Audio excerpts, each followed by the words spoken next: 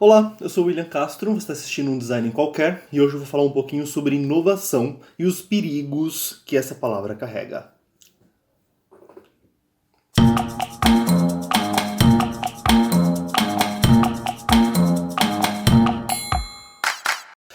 Nos diagnósticos empresariais que eu tenho realizado em identidade corporativa, marketing, design de serviço, eu tenho me deparado com uma situação muito desconfortável. A maioria das empresas é muito conservadora, muito mais conservadora do que inovadora, mas ao ver o resultado do trabalho das empresas que se dizem inovadoras, que introduzem uma nova experiência para o cliente, ou que promoveram ou promovem a inovação, fica desagradavelmente a surpresa quando eu percebo o uso excessivo dessas palavras, que é inovação, uma nova experiência, sem ser.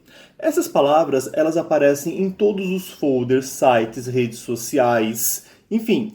Não ser inovador hoje em dia é praticamente um crime inafiançável. E chamar uma empresa de conservadora é quase pior que ofender a mãe do diretor do presidente. O problema é quando você chama qualquer mudança básica de inovação, mesmo que não tenha nunca, jamais, em nenhuma ocasião, quebrado um único e banal paradigma aí da administração. Inovação tecnológica, por exemplo, a gente nem se fala. Trabalhar em um escritório, por exemplo, gente que tem uma arquitetura super inovadora, pode ser lindo, ter equipamentos de ponta para elaborar um programa de gerenciamento de alguma coisa pode ser bastante útil, mas não dá para chamar de revolução. A diversidade é um elemento fundamental para a inovação.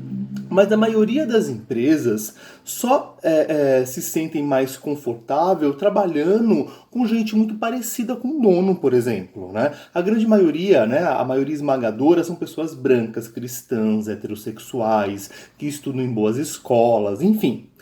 Recentemente eu fiz uma consultoria em design de serviço em um restaurante em Santo André, na Rua das Figueiras, né? Que é uma rua bastante famosa aí pelos seus bares e restaurantes. E a reclamação da proprietária e do proprietário é que eles fizeram um grande investimento em mídia, falando sobre a inovação no cardápio e a revolução no atendimento, e em que primeiro momento trouxe um grande número de clientes, e em médio período de prazo, houve uma queda voltando aí ao patamar como era antes dessas alterações.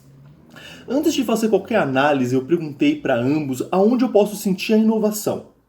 E aí eles ficaram me olhando sem saber como reagir, sem saber a resposta. É uma pergunta super simples, mas que responde muita coisa. Se eu uso a palavra inovação, aonde eu como profissional de identidade corporativa, design, ou até mesmo aonde eu como cliente posso sentir isso sozinho? Se os próprios proprietários não conseguem responder essa questão, vai ser muito difícil que o cliente também sinta isso. Quando isso ocorre, tem um grande risco, muito grande inclusive, porque se o cliente vai até o local esperando uma inovação, criando uma expectativa que não existe, que não é perceptível, ele tem uma decepção muito grande e possivelmente você vai ter uma queda na visitação e até mesmo uma repulsa em visitar novamente esse local por parte do cliente. Quando eu fui analisar as alterações a fundo, eu percebi na verdade que o que mudou foi alguns itens do cardápio, que de fato há itens que têm poucas vendas, que são obrigados a fazer essa substituição, e no atendimento foi colocado tablets que os clientes podem fazer o pedido de forma online e mandar direto para a cozinha. Esse tipo de alteração não é uma inovação. O máximo que se consegue são as chamadas inovações incrementais. Quem faz inovações incrementais, e é esse termo que a gente usa mesmo, pode até se considerar um inovador, mas esse não é um atributo que diferencia a sua empresa das outras, já que todo mundo faz isso em maior ou menor grau, por uma questão de sobrevivência. A grande falha que eu percebo dos donos, dos proprietários, das proprietárias, é que eles não fazem uma pesquisa qualitativa para saber de fato quais são as reais necessidades e eles se baseiam através de opiniões de amigos que não têm uma visão 360 graus de quais são as reais necessidades desses consumidores. se baseiam por opiniões pessoais. É importante falar que no marketing sempre existe a gestão do produto, que consiste no suporte e uso. São 4 etapas que a gente aplica até mesmo na nossa vida sentimental, que é a introdução, que é a implantação do serviço ou produto, é uma espécie de gráfico isso. O crescimento, quando começa a pegar força, né, de crescimento, de venda. A maturação, quando chega no auge, né, no seu pico de estagnação. E o declínio de qualquer produto e serviço, sempre ocorre. Quando ocorre a maturação para o declínio, aí sim tem que ocorrer uma renovação do serviço, do produto, que seja, para que ele não se torne obsoleto. E isso acontece constantemente, por exemplo, quando a gente pega exemplos celulares, computadores, carros. Fica muito evidente na mídia e sempre está ocorrendo uma inovação e renovação para que esse público sempre fique interessado em adquirir essas atualizações. Antes de sair falando nas redes sociais, nos sites, links patrocinados, que a sua empresa, não importa qual ramificação de serviço ela esteja inserido, ou o seu produto é inovador, é interessante até mesmo dar uma estudada no modelo Kano. É com K mesmo, tá, gente? K-A-N-O.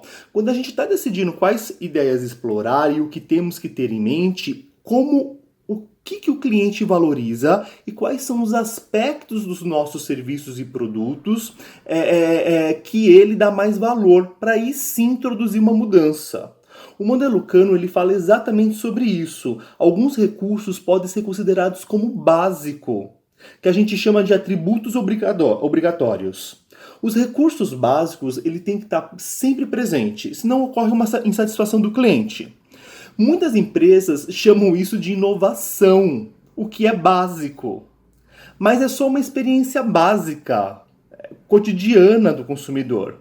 Recursos que são básicos, se não estão presentes, o cliente ele fica insatisfeito, mas se ele tiver presente, jamais vai ter uma satisfação muito alta para encantar esse consumidor. Quando esses recursos básicos não estão presentes, e muitas vezes as empresas acabam tirando esses recursos básicos de forma não pensada, pensando que eles não eram úteis, né? Esses consumidores têm uma grande decepção e automaticamente também tem uma queda na procura e na venda. Cuidado com a palavra inovação, muitas vezes são atributos essenciais que mudam quase nada no quesito de inovação, de renovação, e podem virar em atributos acidentais que vivem causando aí surpresas em médio prazo muito desagradáveis.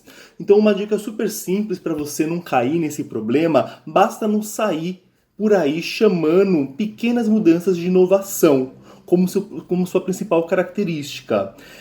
Sempre se pergunta se essa nova experiência é perceptível para os clientes e pelos funcionários sem ter que você explicar essas mudanças. Espero que vocês tenham gostado. Eu sou o William Castro, você está em um design qualquer. Até a próxima semana. Tchau, tchau.